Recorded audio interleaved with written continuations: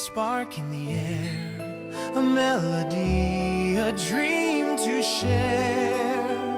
Through castles tall, through skies so wide, the music's where the magic hides. A whistle, a hum, a drum beats call. The songs we love, They build it all. The music behind the magic. Oh, where every story starts. Hello and welcome to episode 48, a very special episode of the Music Behind the Magic podcast. I'm your host, Jonathan Goodman, and I'm here to celebrate with you the magic of Disney songs, scores, and soundtracks from the movies to the parks. The Avatar films have changed the way that we experience the movies. They've been groundbreaking in almost every way, technologically, narratively, and sonically, not only transporting us to a new world, but making it so immersive that we are actually a part of it. But it isn't only immersive. The world of Pandora has been created and rooted in so much detail and mythology that, paired with all that incredible technology created for the films, it is deeply authentic and as real as any planet in the universe. But it isn't just the visuals that make the story so compelling. It's the incredible use of music and themes that really draw the audience into the story. And today, we are so lucky to be joined by the composer of the newest Avatar film, Avatar: Fire and Ash, Simon Franglen. Simon talks about the work that went behind making an epic 3-hour score, which included a deep collaboration with director James Cameron, that intricate emotional theming that we talked about, and even the need to create completely new musical instruments. You can listen to Simon's amazing soundtrack to Avatar: Fire and Ash now on all streaming services, and the film comes out this Friday, December 19th. But before we jump in, if you're enjoying this podcast, I would only ask that you share it with a friend or fellow Disney music lover, and if you think I've earned it, please leave a good rating and review so others can find it too. And please always reach out to me on Instagram at Music Behind the Magic or email me at jonathan@musicbehindthemagic.com. I would love to hear from you. With that, please close your eyes. Feel the spirit of Ewa. Imagine soaring through the skies on a banshee or riding on Tulkun through the sea, and enjoy this special episode of the Music Behind the Magic podcast.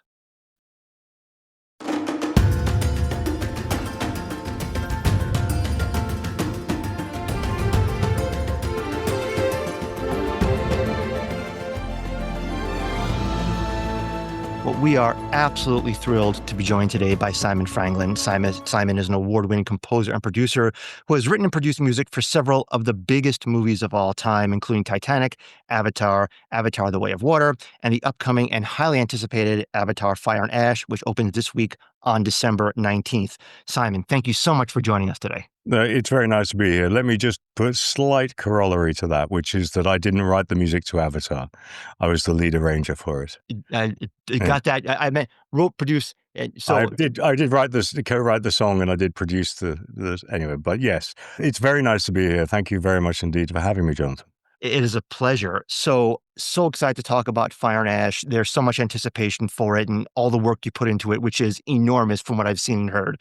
But before we dive into that, we'd just love to hear about you and your musical origin story. You know, how did you come to be an award-winning film scorer and composer? Because I'm crap at everything else. Genuinely, I wrote to the BBC when I was 13 and said, how do I become a record producer? And so this is always, I knew the art, and I knew I wanted to end up in films, which is why when I was a session musician and a record producer in England, then got persuaded that I should move to Los Angeles and went back to my day job. Having moved to becoming a record producer, I went back to being a session musician in LA. And that meant I found a niche, which was that I could make music computers sing. I mean, metaphorically. I had a way with I was one of the first people to use electronics in music in a particular way with digital audio workstations and stuff like that. And that meant that I started working initially with a guy called David Foster, who was a record producer. And I think the first big thing we had was probably the Bodyguard soundtrack, and which was an amazing experience. And then there was this 19-year-old French Canadian girl who couldn't speak English. So I think Celine came next. Then there was Tony Braxton, there was Madonna, and then other people would start calling. So Quincy asked me to work with him on his record. Michael Jackson asked me to work on his. And at the same time, I was starting to do more film work. So John Barry was the first guy who asked me to work with him. And that was just phenomenal. Then it was Alan Silvestri. Then it was Howard Shore. And then James Horner came along. And we had Titanic. And that was my first experience of working with James. We had no money. And so the score for Titanic is highly non-orchestral. People don't realize that. They think of it as being this epic symphonic score. Probably 2/3 to 3/4 of it is actually just three people. And me, James Horner, and Ian Underwood. And because there was no money. Yeah. And Which is so funny to think about considering how much money it actually made. yeah, but the money, basically what had happened was that Jim had written down a number for the budget and that number was based on Terminator and was based on a non-orchestral electronic score. And therefore we had nothing. And so I was ending up literally begging manufacturers, could I borrow equipment from them to record this score? Amazing. Yeah. And it still sounds fantastic. You would never know. No, I'm very, very proud of the work there. And so was film music a passion of yours? I mean, you said you wanted to be a record producer and you obviously did that, but you parlayed it into No, film. I sort of knew what the film thing. There was something about falling in love with the image. There was something that John Barry and I talked about. He said, he reminded me of the fact that he was saying to me that when he was about 3, his dad owned a cinema in Leeds in northern England. He said he used to look up at the picture and dream. And I felt the same way. There was something about the moment you put a big screen up in front of you, it's just, for a composer, that's about as good as it gets. And so for many years, I was working for other people because I was getting offers to work on the biggest films and so on. And it's very difficult. Sometimes they're so amazing. You want to continue working on that. I probably should have stopped and gone off and become a composer on my own separately, but it's very difficult to turn down, say, Avatar and so on. And it's interesting. Music plays such a critical narrative driver in the movies. As you mentioned, when you see the screen, it just is a natural fit. What's your philosophy around how you use music to tell stories? I believe in the idea of being the heartbeat and being the emotional underpinning. Because I trained because I trained under thematic composers, because I came from records where tunes were important, that meant that I've always thought that themes were a thing. And so my style of composing involves having thematic writing. And I think that helps in terms of that idea of connecting ideas, connecting stories in the film by using themes. And if you look at Fire and Ash, that's probably more so than either of the previous two. It's a highly thematic score. It's actually, so I listened to it. I think I mentioned and I love it. I actually listened to it twice. And that's what struck me. And actually, this is the question I wrote, just so you know, I think that we're completely aligned. There's a breadth of themes and styles that I heard with an emphasis on evoking emotions. So there's sadness, there's conflict, there's strife, there's adventure. Tell us about how you're able to craft those themes over the course of a 3-hour movie with all new characters, all new tribes, a whole new world. Yeah, it's close to 90% new because Jim required that. Jim said to me, I want this to feel fresh. It needs to feel different to 2. It needs to feel different to 1. Although I carry the DNA of them both with me. It's so that we know we're on Avatar. We know we're on Pandora. There is a sort of textural language, a dictionary that the scores to Avatar have.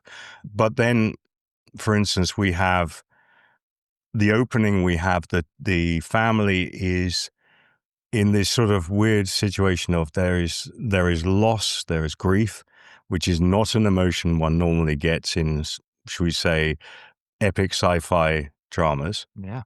And I needed to reflect that musically. And so one of the things I was doing was using just two lines when Jake and Neytiri on screen, and they would just move apart. So it's feeling like there's separation, and they're quite cold cues because they are almost just surviving individually.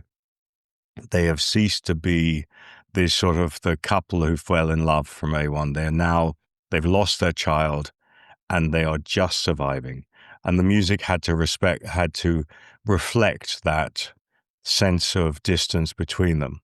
But then we also have things like the Wind Traders, who are they sail 800-foot tall galleons with enormous medusoids coming off the bottom of them, and therefore I wanted to do almost like an old swashbuckling epic theme of the 30s and 40s, that type of thing.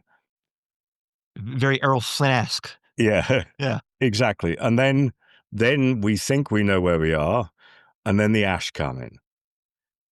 And the Ash gave me an opportunity to completely transform the palette that I use. So they are almost punk.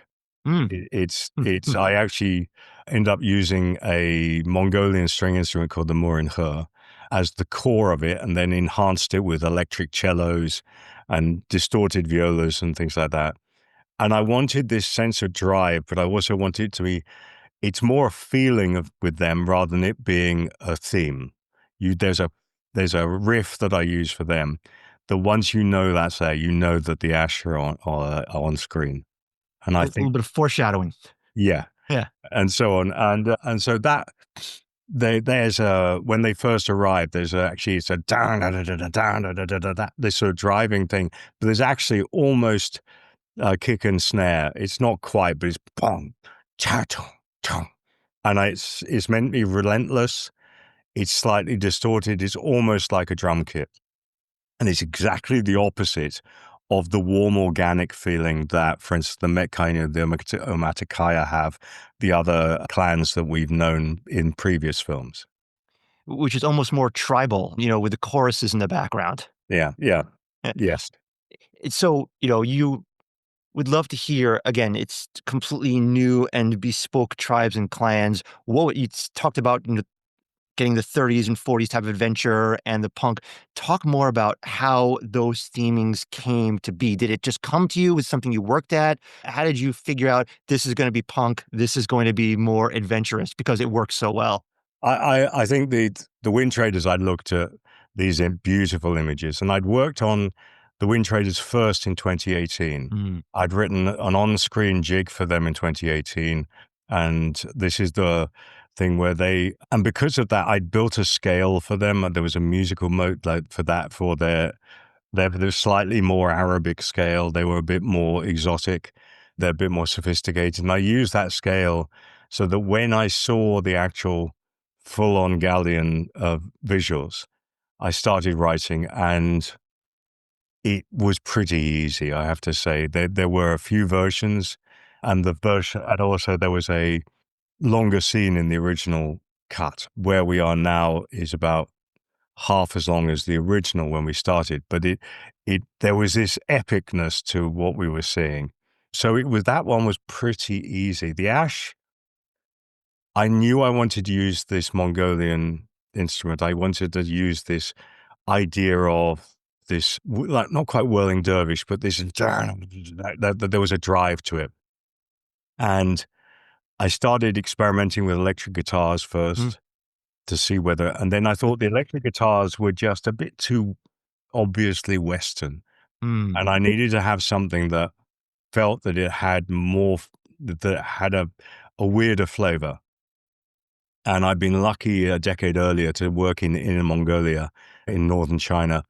And I had worked with the Morin-He. I thought, this is the instrument. And then it came from that. Amazing. You mentioned a lot of it comes from seeing the floats and seeing the drawings, which brings me back to your creative process along with James Cameron. You've worked with him over several huge blockbuster films. What is it about that alchemy between you two that works so well and is able to craft such amazing music? Does he have the same theory about music that you do? Do you work well together? How does that creative collaboration help drive the score? This is a James Cameron score. I just write it. And I think that's true of any film. People seem to think that the film composers have carte blanche to do whatever they want. Ultimately, the film tells you what to write, and the film will spit it back at you if it's wrong. So Jim had very strong ideas about certain parts of the score, and so those are times when I know roughly where I need to go. But for instance, when I showed him the Ash, that was completely different to where he wanted to be. Huh. And I just said this, and he went, "Oh yeah, that's them, and immediately said yes. So he is very open to the idea of being shown things that may be outside where he was originally thinking. He's incredibly, he would say he's non-musical. I would say that he has an incredible sense of what music can do for his film, which is really important. It is uncommon for somebody to love music as much as he does in a film, and have such a good sense of the cinematic quoting that he needs to have. He will say to me, he'll talk to me and say, "That cue you had there at 2 minutes in, you're using a French horn. Why is it now quieter than it was last week?" Wow. And he remembers things like that. He has an elephantine memory, and his care and attention in terms of how he wants me to put the score together is something that I find a challenge, obviously, but also just incredibly enticing, because he expects me to take it to the next level. By that, it's not that the music has to turn up on time. The music has to turn up when it's right. And it takes time for us to resolve, to sit there and refine it between each other. This one is 2.5 years solid work. I read that it's 3 hours of music and 19, to be precise, 1,907 pages of music. Yeah. So, and that's not a 1-year deal. You said 2.5 years, if not more. How does that contrast to Way of the Water, which was also a huge epic score in its own way? So Way of Water ended up with about 2 hours and 47 minutes of music. A1, I think, was about 2 hours and 15 minutes of music. So, and I recorded close to 4 hours for Fire and Ash, and then an hour got discarded. This one, we were lucky in that Jim was able to work with me earlier on, so that we were getting a shape for the score earlier. And a lot of this time when you're discarding cues, it's because, for instance, the picture has changed and you have to rewrite to adjust to the new picture. There's some you hope you can edit. Sometimes you can't. Sometimes you have to re-record. And there were also times when Jim would say yes, and then a few weeks later say to me, "Hey, look at this. I've taken this from an hour earlier and I put it here." And I'd look at it and go, "Oh yeah, that's better." And so you have to allow for the fact that the Jim's view of this may evolve. And that's how it should be. I shouldn't expect anybody to have an instant opinion and then that be locked forever. You can't, that I've given any director, you give them the music, and then there has to be a time for them to assimilate it, to work out what they feel about the whole thing. And maybe it's a few weeks later that they actually say, well, that bit could be better if we do this, or they find the bits that they love in the score. And often you find that you're rejigging something later because they've heard something earlier. And with Jim, that happens quite a bit. It's part of the process, and that's that's the creative tension, if you will, that makes everything as good as it is. Yeah, he's challenging me always at this point to make it as good as it can be. And you mentioned challenge to make it as good as it can be, and challenge to do things never been done before. And I've read, and I would love to hear more about the instruments you actually created for some of the characters. How was it going from composer to industrial designer? Well, we have the Wind Traders, and they're having their jig on the Wind Traders jig is being performed on one of the galleons, and it is in the film. I can't give them banjos and ukuleles and and kick and snare. I have to give them Pandoran instruments. These also have to be performed by people because we don't animate. There's performance capture, not animation. There has to be instruments that the performers can actually play. First thing I have to do is decide what instruments would 10-foot tall, four-fingered Pandorans who are slightly more exotic, who are nomads and have ships, what would they play? And I looked at some of these things. I came up with a couple of variations of stringy things and drummy things. And there was one that is based like a West African kora, but it is upside down, and it's the shape of it, the way that it works, is very similar to the rigging of the ship. Hmm. I decided it would look like what they would do, and then it has a hoop, and then there's these strings that come down. You play it like this, and there was a couple of other string instruments, and if you look around on set in the film, you can see them dotted around as well in the thing. So once I designed them, I gave them to the art department. The art department, when I say I designed, I sketched them out. When the art department then made beautiful 3D renders of all the instruments, which are fabulous to look at. But those are for the on-screen thing. There has to be something physical for somebody to work with. So they gave them those on-screen 3D renders to the props department, and the Brad Elliott, the props master, then printed them out for us, an enormous 3D printer. And we have them. So I then use those instruments as part of the sound. So they were not only designed, they were functional. So you could actually play them and create bespoke music from them. Yes. So you had to teach yourself how to tune the strings, how to do all that stuff. Yes, it was basically I'd done things they had pegs for tuning, stuff like that.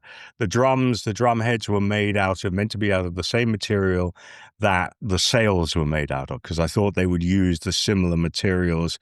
There were a couple of things about how the shapes of the drums were based on some of the other art things like pots and stuff like that, because there is a real attention to detail in Avatar. And did you create names for those instruments also? Yep, the stringy things and the drummy things. What are they? That's it. That's the Navi term for them. I've got to actually come up with. I suspect we may have to have a competition about what to rename these, because I have no idea what we end up calling them, but we should come up with new names. And just out of curiosity, did you have to work with the on-screen performers to show them how to accurately play those instruments? Absolutely. How'd that go? How'd that go? That was absolutely fine. It was great. Yes, we did exactly that. And for instance, some of the drum things, I brought in 4 performance drummers from the Pandora World of Avatar theme park. It's a perfect segue. Yeah, please tell more about that. Yeah, so in Pandora World of Avatar, there is a thing called the drum circle, and they have a performance. I, for my sins, wrote the drum performance. And we had done a load of rehearsals with these drummers when we were going through things. And John Landau and I were working on this, and we realized that we were going to need live drummers for some of the on-screen stuff. For instance, not just the Wind Traders, but also the Ash Camp, when there's an Ash Camp ceremony going on, and there's drumming going on. And we said, well, we need to have drummers. I said, yeah, no, you need more than that. You need drummers who can perform. You don't want session musicians just to play things. So I said to him, these players that we used for the drum circle, he went, oh, absolutely. So we got 4 of them and flew them in from Orlando to Los Angeles. And Jody Landau, John Landau's incredibly good musician son, who's a very highly skilled percussionist as well, put on mocap suits, and we did all the drum capture there. And the thing was that they were used to the idea of drumming being a performance. One of them, for instance, had been a former member of the Blue Man Group, that thing. So they were performative drummers rather than just session drummers, and there's a difference. One of them was a highly skilled taiko drummer, and because they'd all done this as performers, they gave it became more ritualistic, and we could define how they played them. You'll see their performances in screen as well. That is amazing. I love that. And again, it's all that sense of reality and immersion that you and James Cameron are trying to create. And you mentioned the world of Avatar. I think you helped arrange and bring in some of that music for the park as well. As immersive as the movies are, physically going to see Pandora is a whole new thing. Talk about your thoughts, your feelings when you were there, if you got a chance to visit it. How was it there to actually step into Avatar physically? So I am responsible for all the music in the Yeah. park. So there's 5 hours of music in the park. The idea, James Horner wrote themes for the Navi River journey and some stuff we effectively collaborated on the Flight of Passage. And unfortunately, I was working as the producer for the score for the park. There was 5 hours of music that was needed to be delivered because they're not just the attractions. There's also music for the lines, for the restaurants, for the bars, for the shops, everything. But more importantly, we also did a thing we called area development, where we had music playing out of the forest that surrounds it, so that you always felt that you were immersed in the Na'vi world. And we took an incredible amount of care to make sure that you felt comfortable that you are in the world of Avatar, and that the music is as much part of the culture as the glowing forest is and so on, because it just gives you that subliminal feel. And working with the legend that is Joe Rohde in terms of actually putting together this, I was very proud of the outcome of that park. Yeah, I don't think it's a very common effect when I talk to people when they visit the park and when they go on Flight of Passage. 90% of the people cry when they go on the first time because of the music and the action. It's just a wonderful experience. It just goes to show how important music plays in the entire experience. I've done that hundreds of times because we first started it here near where I am now in Burbank, then moved down to Orlando, and I spent several months going back and forth as we were refining the music for the park. So I I still enjoy it as much now as I did the first time I wrote it. It's absolutely remarkable, and Yeah. as is the music. So Fire and Ash comes out on Friday on the 19th. What are you most excited about as people start to see it and hear it? I think that this is another step up. I think in every sense of the fact that you're looking at something where the people, it's almost like more real than real. Mm. You just get immersed in the story, you get immersed in the place, you get immersed in the feeling. It doesn't look like any other movie there's ever been. And I include 2 and 1. This is a step up in every regard in terms of the visuals and the sound. We've really gone to make the sonic world as immersive as we could, as we have with the visuals. And I think that it's an experience that, frankly, is the best value for money in the cinema, in terms of just, you go there and you will just, it's like being bathed in something incredibly unique. I think it's a very, very special film, and I'm very, very proud of it. Well, I can't wait to see it. And please tell me, how can people follow you? How can people find out what you're doing now, next, especially now as hopefully award season comes out and the music and the movie will be recognized? How can people keep track of you? Well, I finally succumbed. So 3 weeks ago, I was antisocial, and so I now have, my social media is at Simon Franglen, one word, and you can find me. And it seems that we've been doing things like putting up some behind the scenes videos, and from the hundreds of thousands of people who are watching those, I'm guessing there must be people who are interested. So I'm going to have to succumb to actually being vaguely social. Well, I will make sure to put all those links in the show notes. Fire and Ash comes out this Friday, December 19th. You can stream the soundtrack on all your favorite streaming services as well. Simon, so appreciative of your time. Best of luck. I know it's going to be amazing. I can't wait to see it. Have a good weekend and good luck with everything. Thank you very much indeed. It's great to talk to you. Thank you.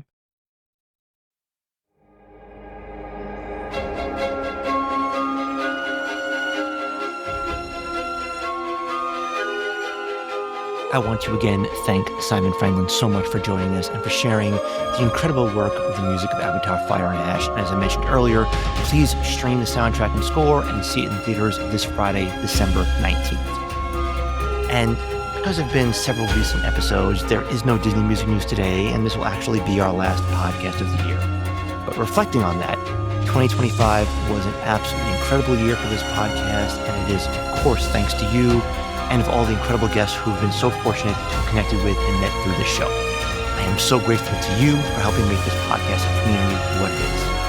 As the holidays are nearing upon us, I just want to wish all of you and your loved ones a joyous holiday season and a happy and a healthy new year. I will look forward to speaking with all of you again in January. But until then, have a magical and musical holiday season.